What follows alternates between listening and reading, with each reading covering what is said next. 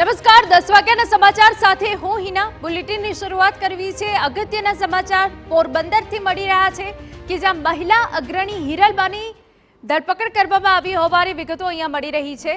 મહિલા અગ્રણી હિરલબા જાડેજાની ધરપકડ થઈ છે।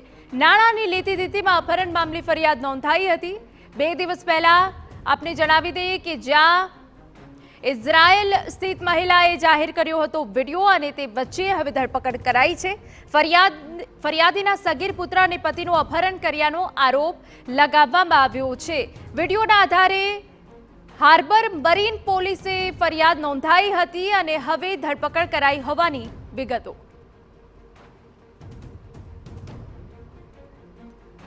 તો ફરિયાદી લીલુબેન અને હિરલબાની વાતચીતનો ઓડિયો પણ વાયરલ થયો છે। ધારાસભ્ય કાંધેશ જાડેજાના કાકી છે આરોપી હિરલબા જાડેજા કે જેઓની હવે ધરપકડ થઈ હોવાની વિગતો મળી રહી છે। તો નાણાંની લેતી દેતીમાં અપહરણ મામલે ફરિયાદ નોંધાઈ હતી। 2 દિવસ પહેલા ઇઝરાયલ સ્થિત મહિલાએ વિડીયો જાહેર કર્યો હતો। હિતેશ ઠકરાર અમારા સંવાદદાતા વધુ વિગતે વાત કરવા જોડાયા છે। હિતેશ, પૂરી વિગત।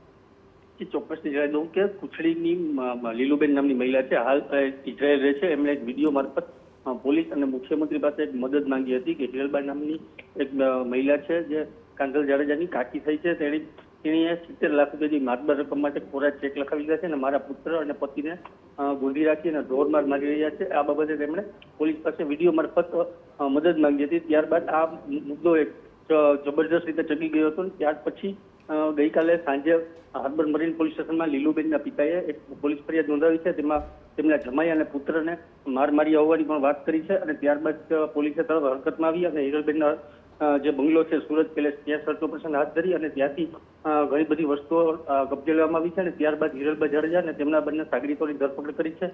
અન્ય અજાણ્યા શખ્સો પણ તેમના નામ નોંધાયા છે। હાલ સમગ્ર મામલે પોલીસ તપાસ શરૂ કરી રહી છે। બિલકુલ આભાર। તો વિડીયોના આધારે હાર્બર મરીન પોલીસે ફરિયાદ નોંધી હોવાની અહીંયા વિગતો મળી રહી છે।